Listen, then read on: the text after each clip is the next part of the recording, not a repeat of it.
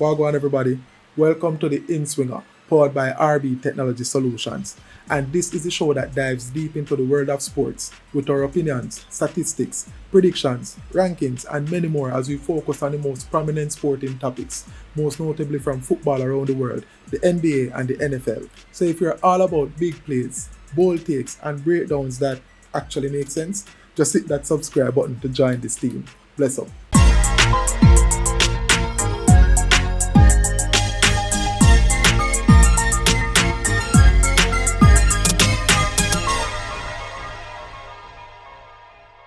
Alright, everybody, welcome back to another episode of the Inswinger.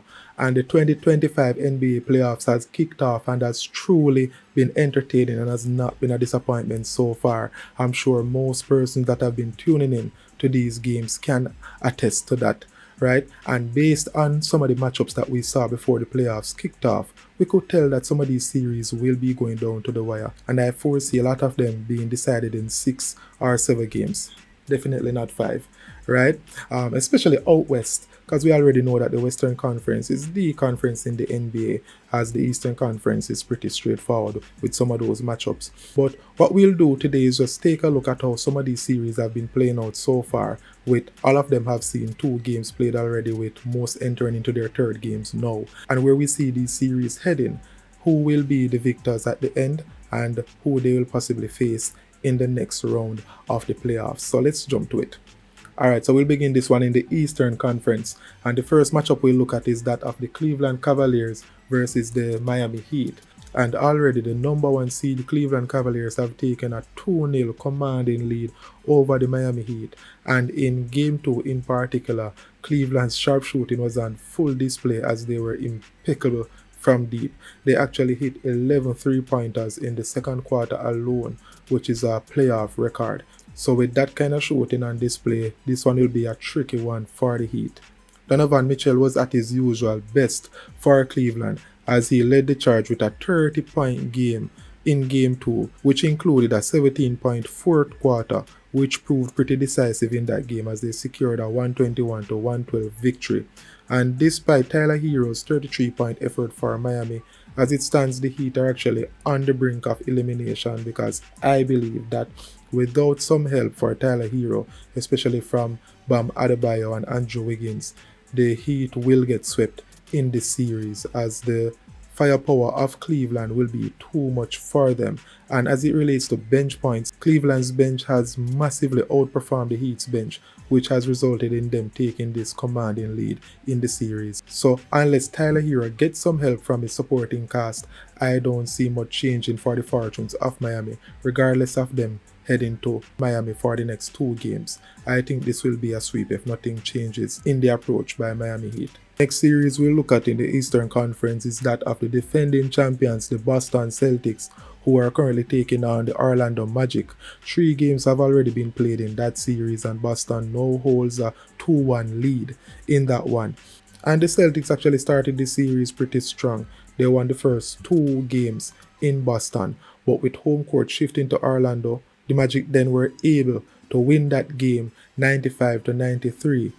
Jason Tatum of the Boston Celtics, he returned in Game 3, scoring 36 points after missing Game 2 through injury, but his 36 points were not enough as Boston allowed this game to get away from them.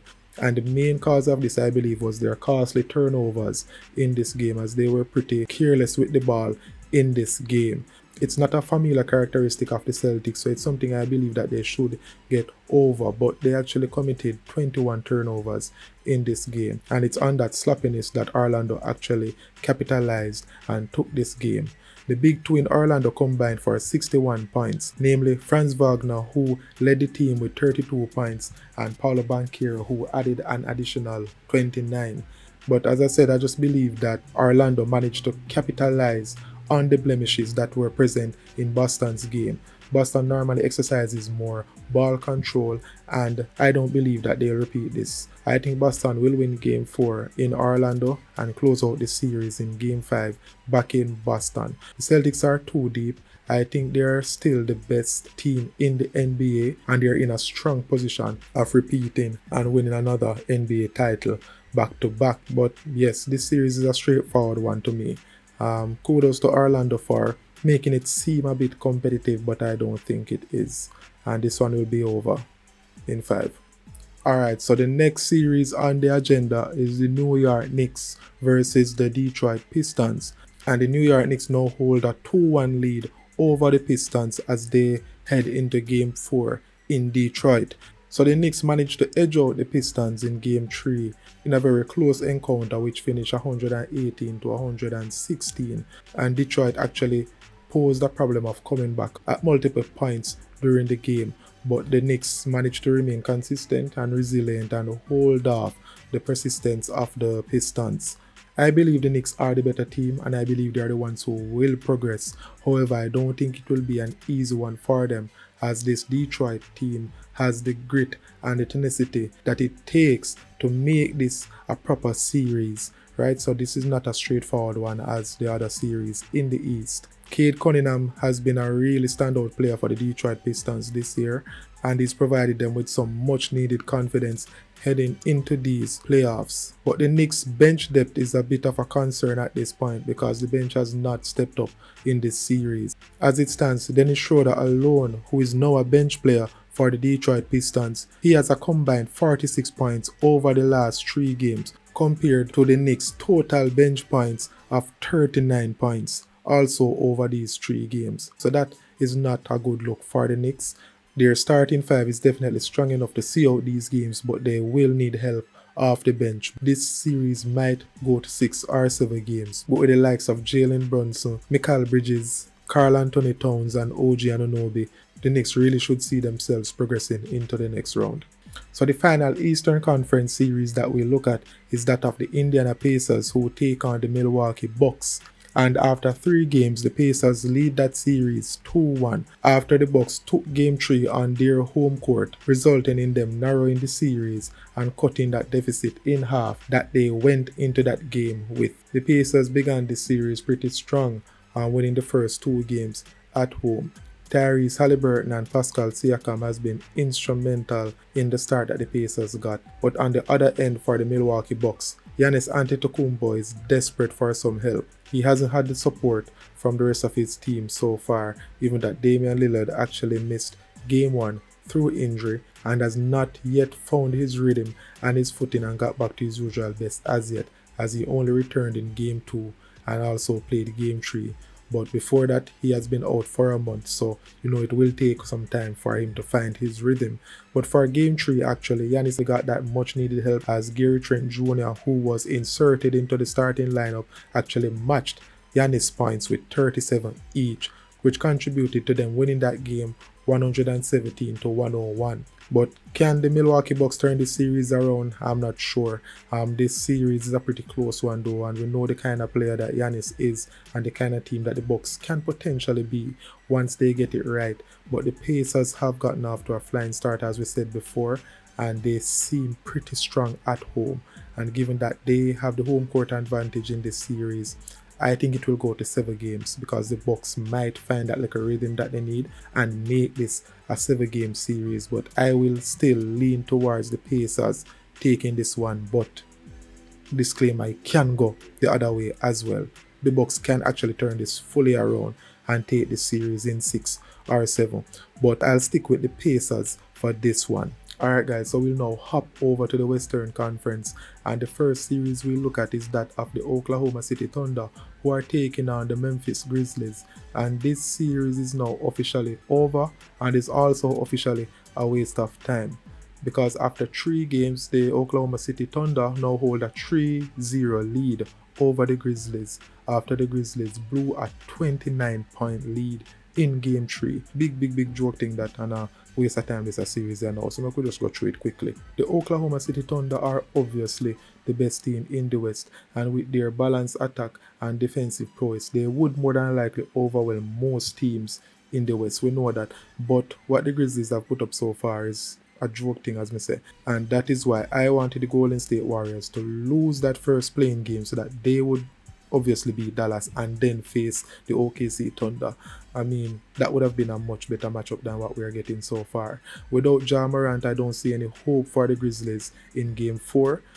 He actually got injured and came off in Game 3, and from that everything go downhill. Jaren Jackson Jr. has to do more in terms of being consistent and having an impact on games to help share that load that the Grizzlies possess. We must mention Desmond Bain, who also has to do more. But right now it seems like without Ja Morant it not make no sense. I have a next brother named Zach Edey. This man is 7'4", and right now media so it want Sickney can out-rebound Zach Edey. The man just don't have the intensity where it takes to be an impactful big, especially on the boards with both offensive and defensive rebounds. So the OKC Thunder are doing what they do best, which is overwhelm teams who are there to be taken and overwhelmed. And Shai Gilgeous-Alexander is his usual self. Chet Holmgren played really well in that game as well, where they staged a comeback, and also Jalen Williams. So big shout out to the OKC Thunder, who will definitely wrap this up in 4 games. Right, let's move on. Alright, so the next matchup we look at out west is that with the Houston Rockets and the Golden State Warriors, and this one is playing out exactly how I thought it would. It's pretty close, it's pretty intense, and these are the kind of matchups that normally bring entertainment in the playoffs, and so far it has been entertaining. 2 matches have already been played, and the series is now 1-1 between both teams after Golden State stole home court in Game 1 from the Houston Rockets. But the Rockets rallied. They learned from their mistakes in Game 1 and they came back in Game 2 and put out a performance that we really expected from them as the number 2 seed in the West. The Rockets won Game 2 109-94, and they put on an impressive display in that game, so much that they limited the always exceptional Steph Curry to just 20 points in that game, as much as how he tried to get going, especially in the 4th quarter. But on the other hand, Golden State might be in a bit of a pickle now, given that Jimmy Butler is possibly out for the rest of the series. He suffered an injury in that Game 2 loss that they suffered to the Rockets, and he's the one who had brought back some belief in the Golden State Warriors, putting them in a place where they believe that they could have made a run to the Western Conference Finals. But without him, I'm not sure how the belief might be in that team at this point. As it stands, Steph Curry might have to be the only one shouldering that load in Golden State, offensively, that is. But with that being said, I think this will be a close series all the same. It might take 6 or 7 games for us to find a winner, but I am leaning towards the Houston Rockets progressing out of the series, given that Jimmy Butler is out for the Golden State Warriors going forward. But what do you think about this series? I think it's one of the best series we have so far. Looking forward to.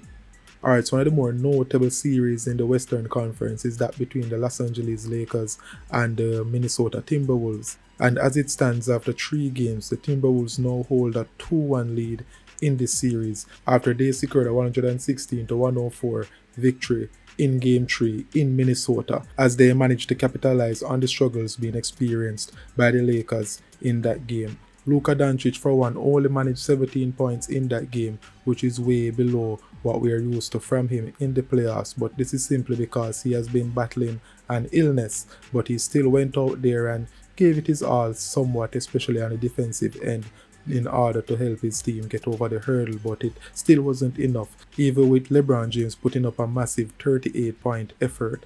And at this point, I think it will be crucial for the Lakers to win Game 4 to keep the series alive, because if them lose that one, I think it will be too hard for them to overturn a 3-1 lead in this series, given the level that Minnesota have been playing at so far. So Lakers will have to steal back a game in Minnesota, given that Minnesota already took one in Los Angeles.